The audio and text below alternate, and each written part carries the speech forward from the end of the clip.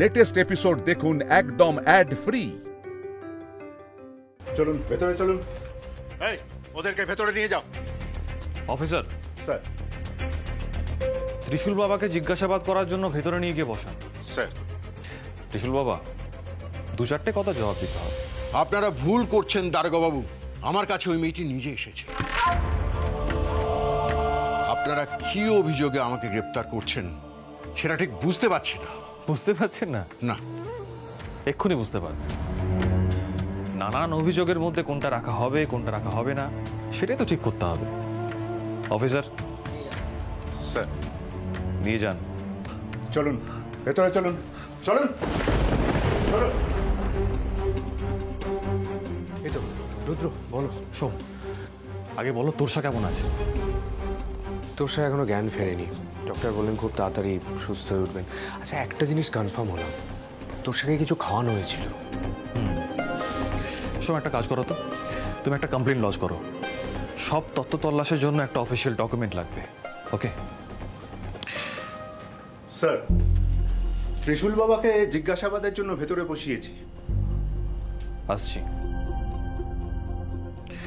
আচ্ছা অফিসার, ইনি তোরসা রায়ের হাজব্যান্ড। নমস্কার। একটা কমপ্লেন লজ করাবে। শোন, যত টাকা পয়সা গয়না উঠাও সব লেখাবে, বাকিটা তোরসার জ্ঞান ফিরলে আমরা লিখে নেব। তুমি এখানে বসে কম্পিউটার লজ করাও। এবার দেখা যাক ওই ত্রিশূল বাবা কি বলে। আমি গেলাম। আপনি বসুন প্লিজ। Thank you.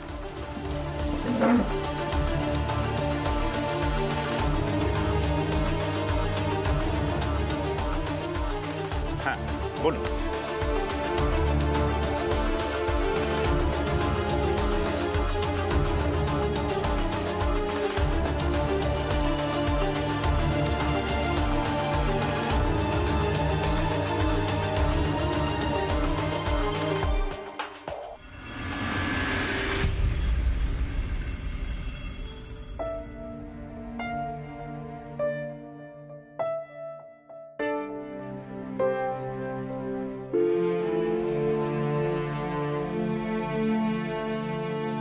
বর্ষা, এই তো চোখ খুলেছো।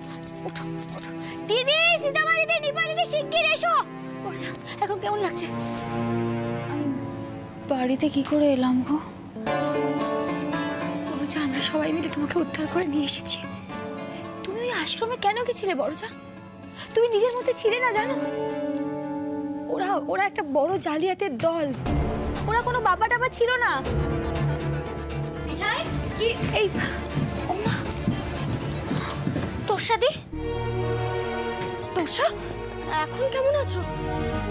ঠিক আছো তো?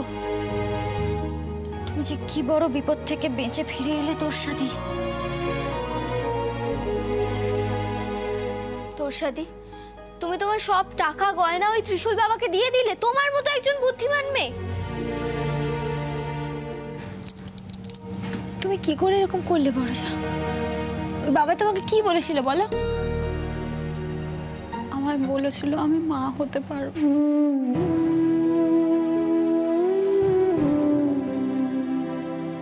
কেন এই বোকামিটা করলাম আমি জানি না। তোমায় আবার অকারণে হিংসে করেছি। I am very sorry.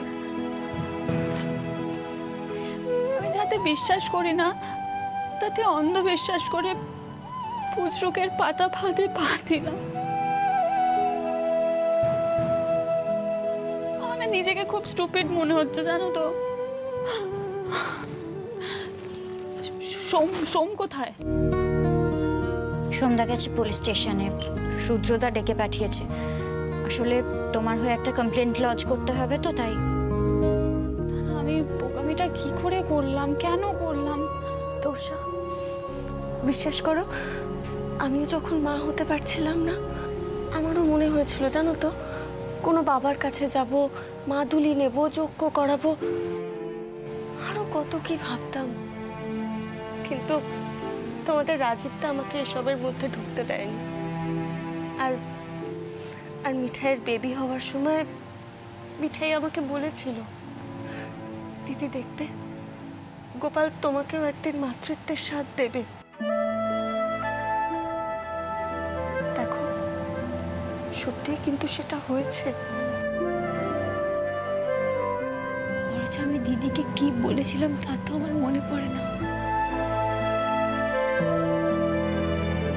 কিন্তু আমি তোমাকে বলছি, আমি নিশ্চয়ই গোপালকে তোমার কথা বলবো, নিশ্চয়ই বলবো। তুমি আর মনে কোনো ক্ষোভ রেখো না বড় যা, আর কষ্ট পেও না।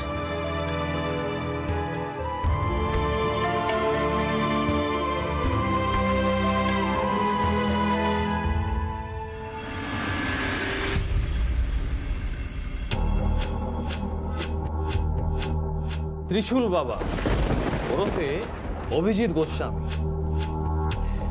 ওরফে সদানন্দ, অনেক নাম, অনেক পরিচয়, কোনটা ছেড়ে কোনটা বলবো।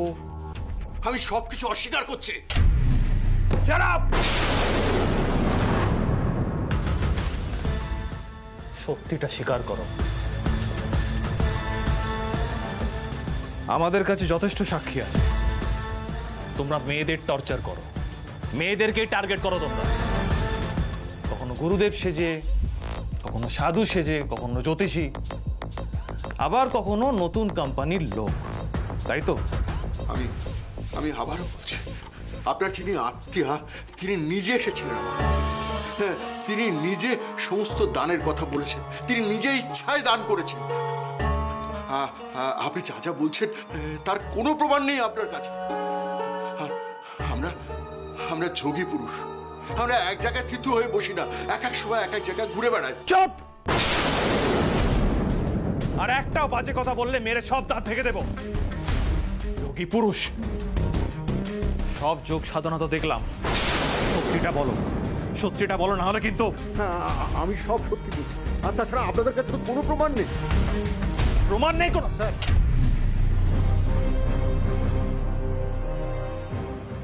তোমার বলো।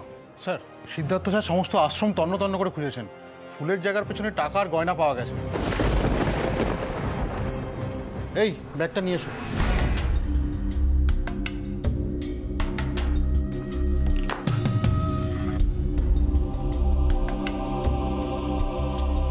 স্যার, এতে 10 লাখ টাকার ক্যাশ আর 25 লাখ টাকার মতো গয়না আছে। গুড জব তোমার। তাহলে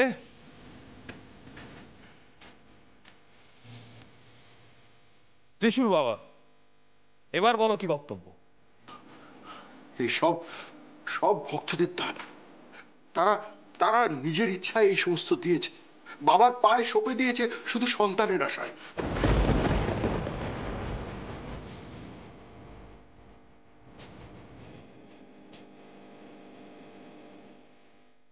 সব সন্তানের আশায়, সব সন্তানের আশায়।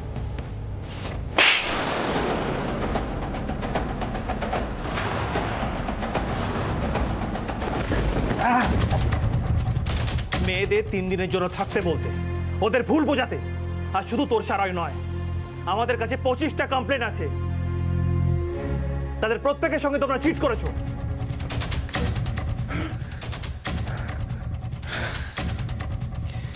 আমরা পুরো গ্যাংটাকে ধরব। ত্রিশূল বাবা, তোমরা কি কি করেছো তার সমস্ত লিস্ট আমার চাই। স্বীকার করো, স্বীকার করো।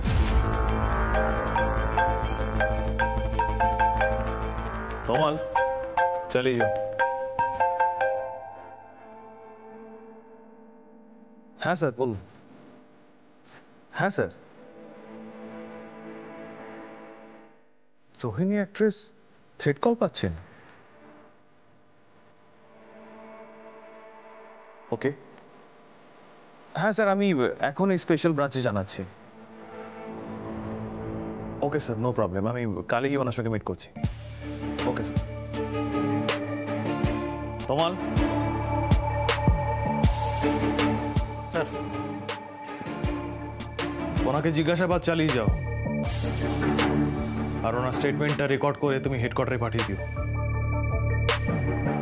আমাকে সিপি ফোন করেছিলেন যে ফেমাস অ্যাক্ট্রেস রোহিণী আছেন, উনি নাকি থ্রেড কল পাচ্ছেন। ওনার সিকিউরিটির জন্য আমাকে স্পেশাল ব্রাঞ্চে যেতে হবে। তুমি দেখে নিও। Okay sir.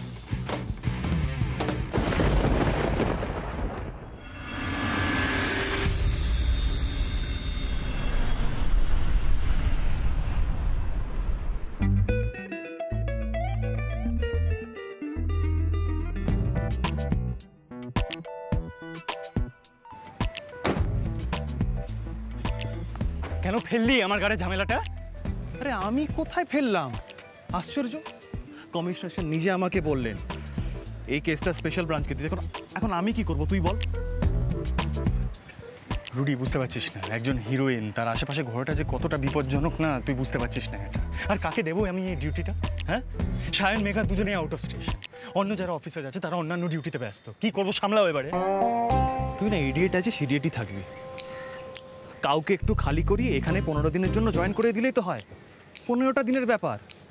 তারপরে তো এই রোহিণী ম্যাম চলে যাবে 2 মাসের জন্য বিদেশে শুটিংয়ের জন্য। আর আমি একটা কথা বলতেছি, উনি নায়িকা বলে কি দেশের নাগরিক নন? মানে আমাদেরও তো একটা দায়িত্ব আছে। So sentimental you are. হ্যাঁ রুডি, শুনতে বুঝতে পারছিস না আমি আর মিঠাই না পিঙ্কির শুটিং দেখতে গেছিলাম। বহুত ইনডিসিপ্লিন লোকজন এরা, কেউ টাইমে ঢোকে না, টাইম মেনটেন করতে পারে। আমার মতন পাঞ্চুয়াল মানুষ নেই সব ইনডিসিপ্লিন লোকজনের সাথে একদম অ্যাসোসিয়েটেড হতে পারে না। একে হিরোইন, তার উপরে আবার বড় সাহেবের প্রিয় মানুষ। ননসেন্স। ফ্যান বড় সাহেব এর ফ্যান। তিনি যখন ফোন করে প্রোডাকশনের জন্য বললেন, বড় সাহেব তো গোলে একেবারে জল হয়ে গেল, নিজে তৎপর হয়ে উঠেছেন। যাই হোক, তবে এটা সত্যি কথা সেট, এই রোহিণী অ্যাক্ট্রেস যিনি আছেন উনি থ্রেট কল পাচ্ছেন। থ্রেট কলটা এক্স্যাক্টলি কি সেটা একটু এলাবোরেট কর। ওই ছোটা মুন্না আছে না, ওনাকে ওপেনলি থ্রেট দিয়েছে রোহিণী তোর মুন্ড দিতে হবে। কোনো একটা শো ছিল, শোতে যায়নি সেই কারণে। কেন যায়নি শোতে কিছু জানা গেছে? আরে সেটা আমি কি করে জানবো, সেটা জানার জন্যই তো এসেছি। এখন চল। আর আমার একটা কথা বলতো, তুই কি এখানে নায়িকার সঙ্গে প্রেম করতে এসেছিস? নায়িকাকে প্রোটেকশন দিতে এসেছিস, যেটা ভুলে যাস না। আরে তুই ঘ্যান করছিস কেন? চল। কে বলতে পারে তোকে হয়তো প্রফেশনই পাল্টাতে হলো। আমি চুপ করে আছি মানে এই না যে তুমি আপার হ্যান্ড পেয়ে গেছো। সবটা না নিপার কানে তুলে দেবো, বুঝলে? এই যে তোর গ্ল্যামার ওয়ার্ল্ডের প্রতি একটা নতুন একটা উৎসাহ, একটা ইন্টারেস্ট জেগেছে না আমাদের বড় সাহেবের মতন, সবটা আমার বোনের কানে তুলে দেবো। তখন সামনে নিস, ভেবে দেখিস একবার। শোন না, বলছিলাম যে নিপাকে এই বিষয়ে কিছু বলিস না, মানে এই কাজের বিষয়ে নিপা কিন্তু কিছু জানে না। তুই মিঠাইকে কিছু বলিসনি তো? তুই কিন্তু মিঠাইয়ের ফোন তুলবি না। নিপা অনেকবার ফোন করেছে আমাকে, জানতে পারলেই হয়ে গেল ব্যাস। হয় আমাকে জেদ ধরে বসবে, শুটিং দেখতে যাবো, নইলে আমার মুন্ডুপাত করবে। এটাই আমার অবাক লাগছে জানিস তো, এসিপি রুদ্রদেব ব্যানার্জির মতন একজন বাঘা পুলিশ অফিসার, সেও আমার বোনের হাতে জব্দ। এলম আছে বল নিপা? না না, এভাবে চলতে পারে না, একটা কিছু তো করতেই হবে। আমাদের পুরো ইউনিটটা বসে গিয়েছে, দেখতে পাচ্ছেন? রোহিণী ম্যাম না বেরোলে পরে শট নেওয়া যাবে না। বোঝার চেষ্টা করুন, ম্যাডামের একটা ড্রেসও পছন্দ হচ্ছে না। What can I do? কিন্তু ম্যাডামকে তো সব ড্রেস দেখানো হয়েছিল প্রিয়া। কালকে সেগুলো ওনার ঠিক লেগেছিল, আজকে পছন্দ হচ্ছে না, তাহলে আমি কি করতে পারি বলুন তো? কাউকে না কাউকে তো কিছু করতেই হবে। আমরা তো পুরো বসে গেছি, আর ডিরেক্টর স্যারও ওখানে চটে যাচ্ছে। আই পিনাকি। হ্যাঁ স্যার। কি ব্যাপার? আর কতক্ষণ? কি বুঝছিস এসিপি রুদ্রদেব ব্যানার্জি? কঠিন পরিস্থিতি। What the hell is this? এসব জামা কাপড় রোহিণী বাসু পরবে? নেভার। এসব জামা কাপড় আমার হেল্পিং হ্যান্ডরাও পরে না। লুকটা যতক্ষণে ঠিক হচ্ছে আমি বেরোবো না। ম্যাডাম, ওদের দেরি হয়ে যাচ্ছে, আপনি এর মধ্যে থেকে যদি একটু বেছে নিতেন, ওরা এদিক ওদিক করে অ্যাডজাস্ট করে নেবে। প্রিয়া, তুমি ঠিক কি ধরনের ইডিওটিক হয়ে যাচ্ছ দিনে দিনে? দিস ইজ ইম্পসিবল রুটি। শোন, সাক্ষ্য আর মিষ্টিকে স্কুলে ড্রপ করতে যেতে হবে, আমি বেশিক্ষণ সময় দিতে পারবো না। আরে বাবা, ভদ্রমহিলার সঙ্গে দেখা করতে হবে তো। ইন দ্যাট কেস আমাকেই তারা মারতে হবে, তাই না? একটু সাবধানে সেট, আবার অপমান টপমান করে বসিস না, বুঝতে পেরেছিস? রোহিণী, আমি কিন্তু শেষ করতে পারবো না আজকের শিডিউলটা।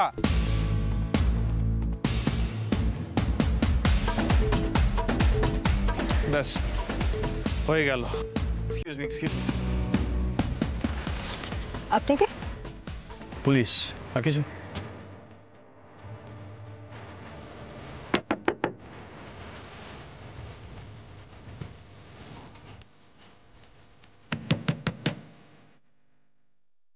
You're from the police, ma'am. Ma'am, হাতে সময় খুব অল্প, কিছু জিজ্ঞাসাবাদ করার আছে আপনাকে।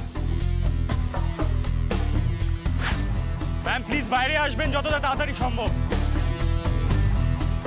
ওকে ম্যাম, আইল কাউন্ট 5 ম্যাম, তার মধ্যে বেরোতেই হবে আপনাকে। অলরাইট,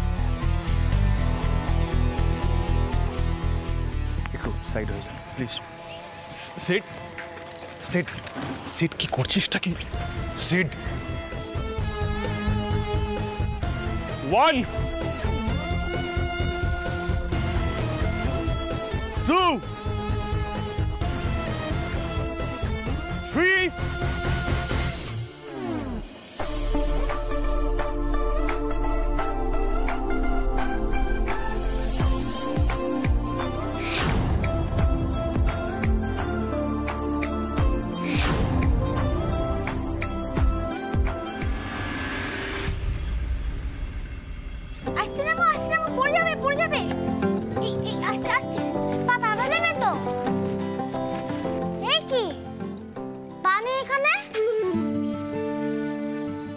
কোথায় রে মিষ্টিমা?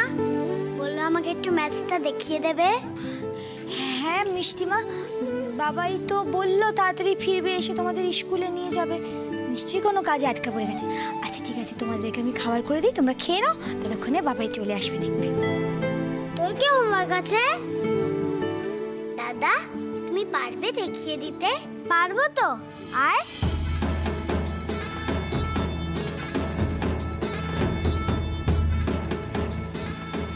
বার কর।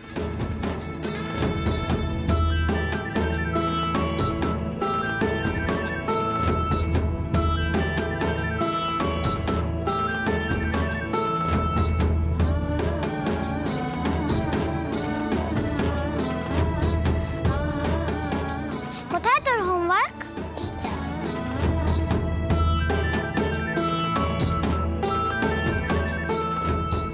এটা তো রিভিশন করতে হবে।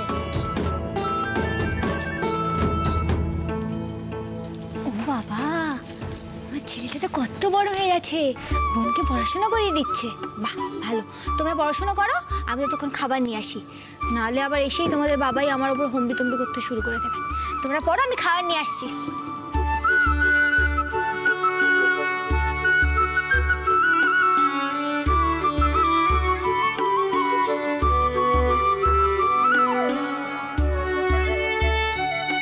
মিঠাই, মিঠাই, তোমার ফোন কোথায়? সিট মেসেজ করেছে দেখোনি? তোমার মেসেজ কেন করতে গেল? ফোনই তো করতে পারতো, তাহলে ধরতে পারতাম। আরে বাবা, ও একটা কাজে আটকে পড়েছে, ওর ফিরতে দেরি হবে। আমাকে বললো বাচ্চাদেরকে স্কুলে নামিয়ে দিতে। চিন্তা করো না, আমি টপার্সে নামিয়ে দেবো অফিস যাওয়ার পথে, আমার তো গাড়ি আসবেই। দাঁড়াও দাঁড়াও, এত তাড়াহুড়ো যায় না, দাঁড়াও। আমি হেল্প করে দিচ্ছি, দাঁড়াও, মিল্কশেক আমি বানিয়ে দিচ্ছি।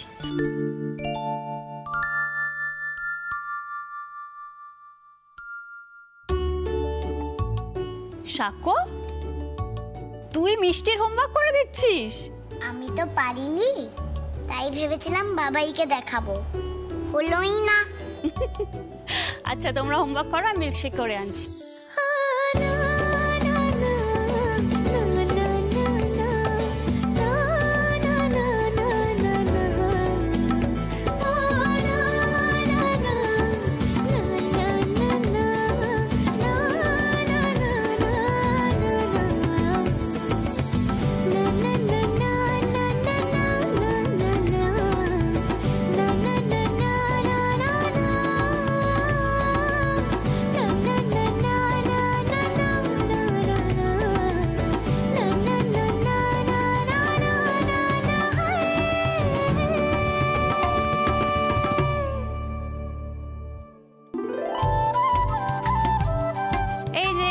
Milkshake ready. বড়জা, হ্যাঁ একটু কফি আর জল খাবার করে দিই? না না একদম না, আমার জন্য শুধু কফি আর কিচ্ছু না। আচ্ছা আচ্ছা দেখি তো, এটা খেলে 5 পয়েন্টস পাবে। কে আগে? 5 পয়েন্টস। এবার কে পাবে দেখি তো, কে পাবে? Very good. নেক্সট, এটা কে খাবে? আবার মিষ্টি। ফার্স্ট হয়ে যাচ্ছে তো। সাক্ষ্য, খেয়ে ফেলো, তুমিও ফার্স্ট হয়ে যাবে। টানো টানো টানো টানো। আয় সাক্ষ্য, ভেরি গুড। এবার মিল্কশেক আমি খাই। সাক্ষ্য মিঠাই, এই মিঠাই দাদা ভাই আছে গো, একটু ডাকো না। নিপা দিদি তুমি এই সময়?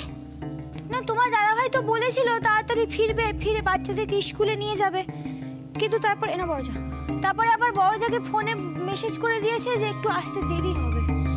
কি আশ্চর্য বলো তো, সকাল থেকে পুলিশ বাবুও ফোন তুলছে না, দাদা ভাইও ফোন তুলছে না। আচ্ছা দুজনে কি একসাথে কোথাও গেছে জানো? উমা এতে অবাক হওয়ার কি আছে নিপা? সিড আর রুদ্রদা তো একসাথে ডিউটি করতেই পারে। না না তোর সাথে সে তো করতেই পারে, তবে আজ সকালে যখন আমি পুলিশ বাবুকে জিজ্ঞাসা করলাম যে কোথায় যাচ্ছ, আমায় কিছু বললো না জানো। রোজ কিন্তু বলে যায়, শুধু সিক্রেট কিছু না হলে। তাহলে তো আমার মনে হচ্ছে সিক্রেট কিছুই হবে। এই নিপা দিদি বলছি একটু লুচি খাবে? ময়দা মাখছি আমি। আচ্ছা মুখের গুলো তাড়াতাড়ি ফিনিশ করো তো তোমরা। আচ্ছা শোনো না, বলছি আমি বাচ্চাদের নিয়ে বেরোচ্ছি, হ্যাঁ সিট যদি না ফেরে আমাকে জানাবে, আমি একেবারে নিয়ে ফিরবো। আর এই যে নিপা, বরকে নিয়ে সন্দেহটা একটু কম করো, বুঝেছো? চলো ব্যাগ গুছো, সাক্ষ্য হেল্প করে দাও বোনকে। এসো সাবধানে যেও। বটলটা নাও, মিষ্টি বটলটা নাও। চলো আর কিছু পড়ে নেই তো? ওঠো ওঠো গেট আপ সাক্ষ্য, চলো টাটা টাটা করে দাও। চলো ব্যাগ ধরো। ধুকা ধুকা ময়দা মাখি? না না মিঠাই, আমার না সকাল থেকে ডান চোখের পাতাটা কেমন লাফাচ্ছে জানো তো। আমার কি মনে হয় জানো, পুলিশ বাবু না কোনো মেয়ের পাল্লায় পড়েছে। আমার কি মনে হয় জানো, পুলিশ বাবু না কোনো মেয়ের পাল্লায় পড়েছে। হ্যাঁ নিপা দিদি কি সব বলছো? হ্যাঁ গো মিঠাই, জানো কাল সারা রাত পুলিশ বাবু ফিল্ম ম্যাগাজিন পড়েছে, এর আগে কখনো ছুঁয়েও দেখেনি। সে কি? হ্যাঁ গো, রাত সকালে না ফিস ফিস করে ফোনে কথাও বলছিল, আর আমি যখন জিজ্ঞাসা করলাম আমাকে এড়িয়ে গেল।